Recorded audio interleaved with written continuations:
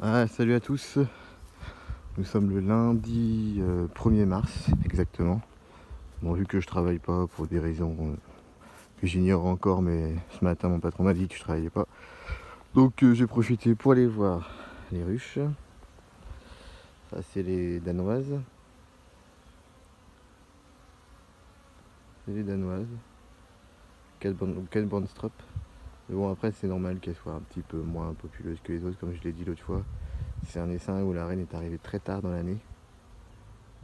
Fin juillet, début août, donc il a fallu faire un essaim, mais je pensais le faire assez gros, et puis finalement je l'ai fait peut-être pas assez gros, mais elles ont l'air d'avoir passé l'hiver comme il faut, donc tant mieux. Ouf, ça c'est mes ruchettes qui sont en préparation. Hop, elles sont vides pour l'instant, elles sont déjà posées et préparées. Ça c'est des hausses que j'ai empilées ici, j'ai tout rebouché, c'est des hausses vides, mais il y en a une en dessous avec, regardez, c'est bouché avec le... Hop, là au-dessus pareil.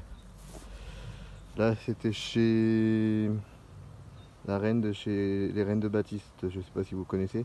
Celle-ci je lui ai mis, j'avais laissé la hausse pour des raisons de nourriture, je sais pas, il y avait un petit problème et il a fallu qu'au final je la laisse leur hausse en fait. Puis finalement ils ont super bien passé l'hiver. La reine, comme j'ai mis la grille à reine parce qu'elle avait commencé à pondre dans la hausse, donc ça m'a un peu ennuyé on va dire. Mais sinon oui, tout se passe bien, hein. Voici celle-ci où je vais faire les essaims dessus. C'est une reine de chez Apis Dono. C'est une reine de 2020 je crois, ouais 2020, c'est une reine 2020. Et pareil pour ça c'est Miel Martine les deux là. Ou il y en a qui disent que c'est agressif tout ça, alors que moi pas du tout. La celle qui est un tout petit peu agressive, un peu plus chiante, c'est celle-ci. Parce que c'est une reine hybride que j'ai pas encore changée. Et je l'avais pas changé parce que l'année dernière m'avait fait de grosses colonies. Voilà, c'est ça le truc. Mais c'est aussi celle qui se protège le mieux envers le frelon. Donc elle a une manière de protéger le frelon, de se mettre en barbe jusque au niveau de du morceau de tonneau en rouge là. Elle se met ici et dès qu'un frelon essaie de se poser, il y a 2 ou 3 abeilles qui vont sur sa gueule et je me retrouvais des fois avec des boules d'abeilles par terre ici avec le frelon au milieu. Donc voilà. Ça c'est un truc à regarder. Bon ça c'est des abeilles qui viennent d'Allemagne, les reines. Elles viennent tous d'Allemagne. Je ne sais plus de quel éleveur, mais c'est des essaims que j'avais pris chez un collègue, dont les reines venaient d'Allemagne. Il faudrait qu'il me donne l'Allemagne ou Luxembourg. Ah je sais plus. Mais c'est des reines de Buckfast de très bonne qualité, hein.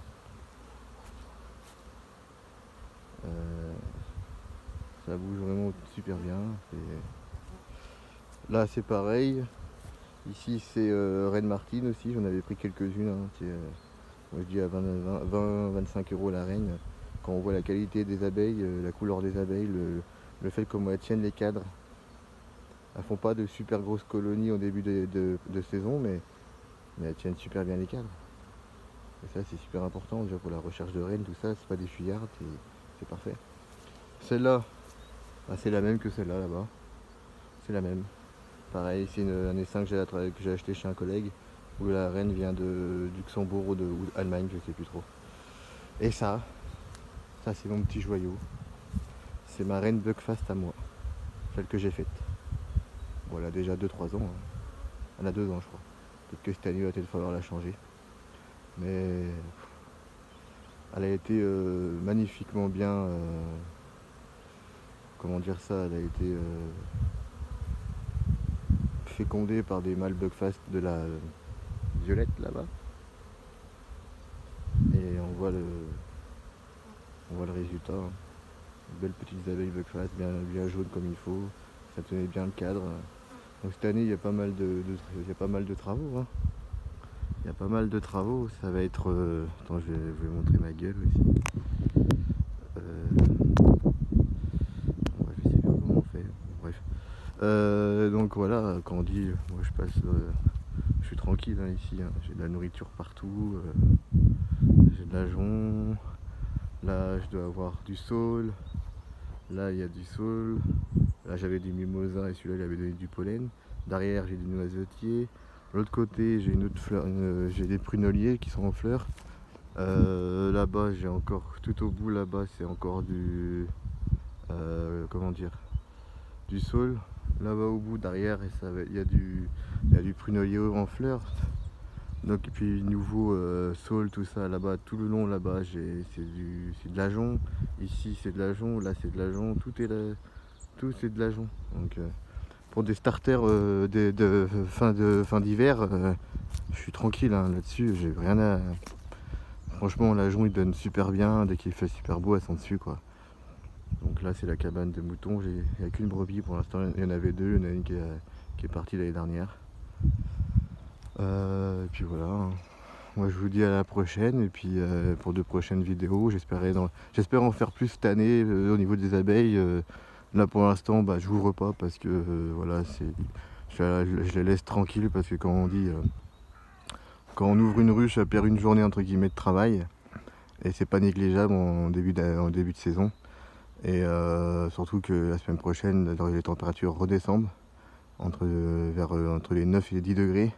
Avec des 1-2 degrés le matin, donc ça risque d'être un peu compliqué. De toute façon, elles ont tous du candy, et puis je pense que là, les 5-6 jours qu'elles ont eu de beau temps, je pense qu'avec la bouffe qu'il y a autour, il n'y a pas que du pollen, donc je pense qu'elles ont dû quand même bien remplir aussi leur réserve. Donc voilà, moi je vous dis à la prochaine, et puis à bientôt pour de nouvelles aventures.